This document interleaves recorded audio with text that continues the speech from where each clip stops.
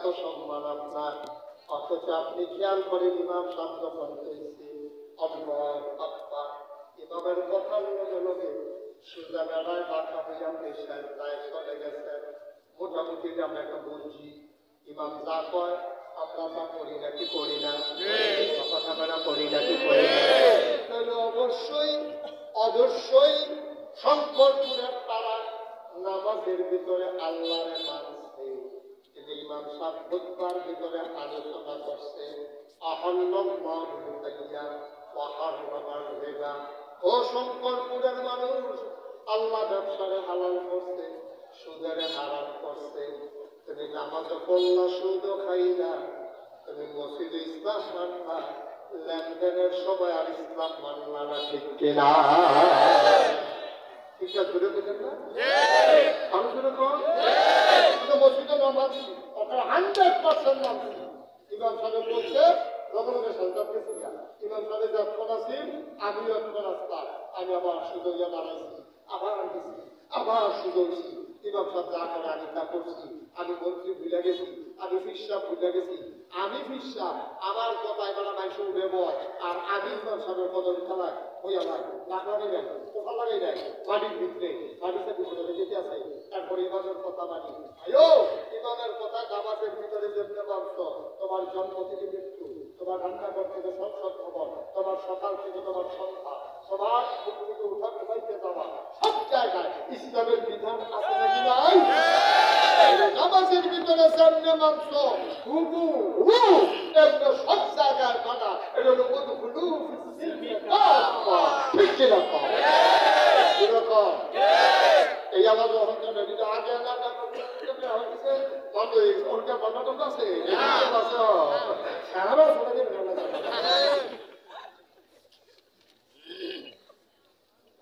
কথা বলছে আপনি মসজিদে ইসলাম বানান, মসজিদে করে পরিপূর্ণ ইসলাম বানছে, লেনদেনের সময় আপনি সুদে দেওয়া লাগেছে। এবার আপনার 60 বছর বয়স হয়েছে, এবার চাকরি করতো সরকারি, 50 লাখ কলাগাড়ি দিয়া জিগাইছে ভাই ও চাচা ও দাদা, আপনি যে 50টা বছর আপনি এই 60 বছর চাকরি করলেন, আগে যে বেতন টেতন হইয়া চলছে, ওখানে কেমন চলে ওই লাগেছে কি তালা গেছে দেহারা ভাইছে, এবার উপকার করে ভাইছে 1 লাখ টাকা দেয়, মাস খানেক করে 1,10,000 টাকা আবার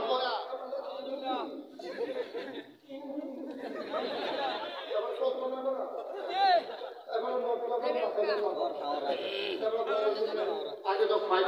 খাইছি তার পাশে আটকে খাইছে না, ওখানে হালাই গেছে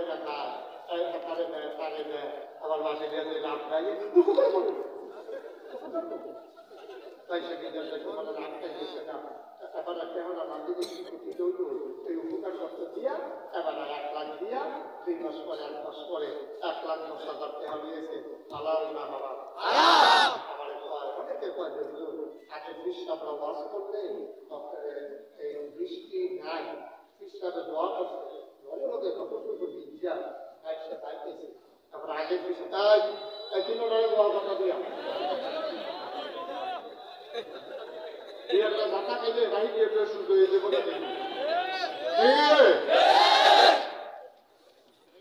কষ্ট কি আছে? কষ্ট সময় তো হচ্ছে আপনার কষ্ট হয়ে গেলে কষ্ট হওয়ার সময় যদি আমি শুরু করে দেন দেখে আপনারা কোন লাগবে না, আমি নিজে ছেড়ে দেবেন আমি বাবারা সোনামণিরা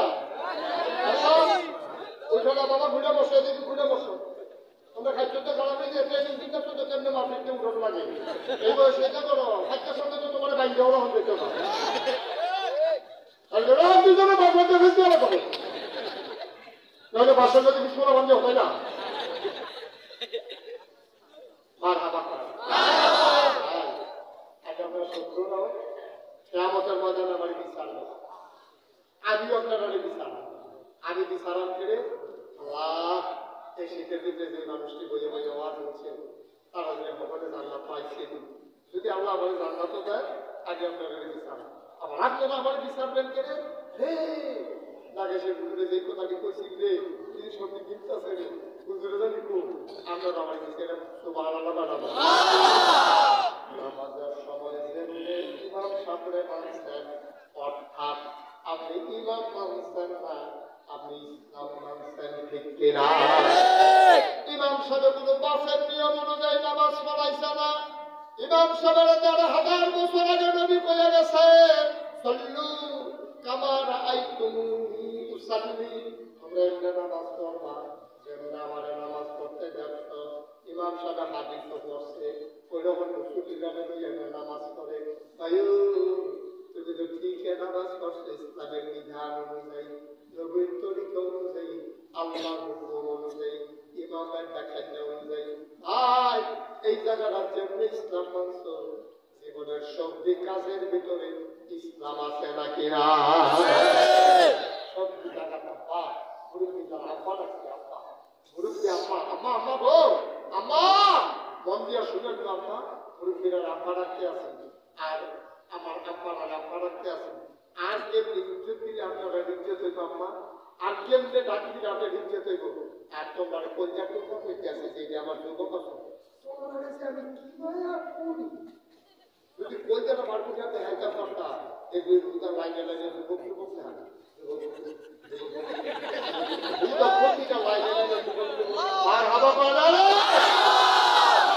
আমি বলা কি মায়া করি মায়া করি এই জন্য আমার নাতি আর আগে আইতেছে সাদিরা কুদিরা দিয়ে আইতেছে এই হাইওয়ে দিয়া এই বিশ্ব রোড দিয়া সাইকেল চালাইয়া ফলাফল আইতে আছে ফেরাতে চালাইতেছে সাইকেল আমি মনে মনে কেটে আমার বাড়ি দিয়েছি কেটে বলে আমার নাম ছিল আমি এটা কারা করা এটা লেজি গাই কই কারা করাইছে পর আমি কই ও তোমরা কই যাও কইতে কইতে করতে না কইতে না ওটা কি চিকিৎসা দিতেছে তা তোমার কাছে আমি তো তোকে বানাইয়া যাও আমি নাকি চিকিৎসা করতে যাইতেছি মানে কোনে সুদে দিয়া কইলো দেখলে জানি সিটি ড্রাইভারে বলে লাইটটা জ্বালা লাইটটা জ্বালাইতে পারবো ও বুঝুরে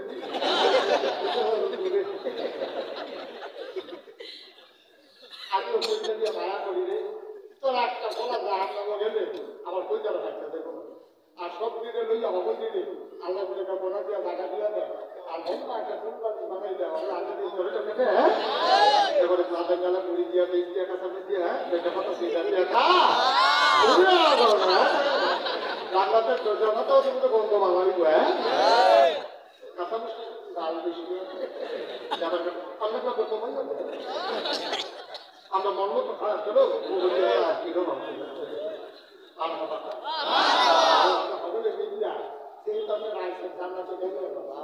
একটা মানুষ জাহান্নামে গেলে তো রাস্তা কঠিন কোথায় আমার ঘোড়া হয়ে গেছে আর ঘোড়ার বিষয়ে উত্তীর্ণ হয়েছে আপনি কিন্তু ঘোড়া ঘামবেন তো কিছু তো ব্যথা পায় আমরা কিন্তু ঘোড়াটা ধরে গেলে বালা আচ্ছা এমন অপারেশন হইব দুইজনে দাতা দিয়ে ধরিয়া তার একটু এই পিছিয়ে পালা করে গামছা দিয়া মাইয়া দুইজনে দাতা দিয়ে ঘোড়া কাটিয়া দিয়া বুঝতে পারি তো না না পিছিয়ে বার করা হইব আচ্ছা সাংঘাতিক অপারেশন সবাই যাবে অপারেশনের জন্য সবাই যাবে খালি আমার গালাগালি শুরু করো মারিয়া আমরা পয়লা পয়লা দিয়ে ভালো হবে পরে দিকে যাবে শুরু করতে আজ তো কথাই কই হয়েছি আজ আমার স্বার্থের জন্য আল্লাহ যদি একটা কথা না মাফ করে সবাই বলা আমি ভালোবাসা যেটা লাভ রাজনীতি ভালোবাসা কখনো ভুলের হিসাব রাখে না এই জন্য মা পুতেরা মানলে এটা কেউ দোষ করে না ঠিক কিনা কলে বোঝা গেল মার থাপ্পড় দেওয়ার অধিকার আছে বাপের শাসন করার অধিকার আছে আর মায় বাপে যেদিন শাসন তুললে নাইব এই দিন কোন অমানুষ হইব মুসলমানকে শাসন করার অধিকার ওলামায়ে কেরামের আছে ঠিক কিনা সেই দিন ওলামায়ে কেরামকে থামিয়ে দেওয়া হয়েছে যে হুজুর আপনি এত কথা বলুন না কেন এই দিন থেকে আমার গর্ব হয়েছে তাহলে পৃথিবীতে কোন দেশে সরকার বদলের পরে ৩৩০ জন মেম্বার অফ পার্লামেন্ট আমলা কামলা মজুরিয়া র্যাব গোয়েন্দা ঊর্ধ্বতন কর্মকর্তা ব্যবসায়ী একসাথে দেশ থেকে পালিয়ে যায় এইরকম ঘটনা পৃথিবীতে রয়েছে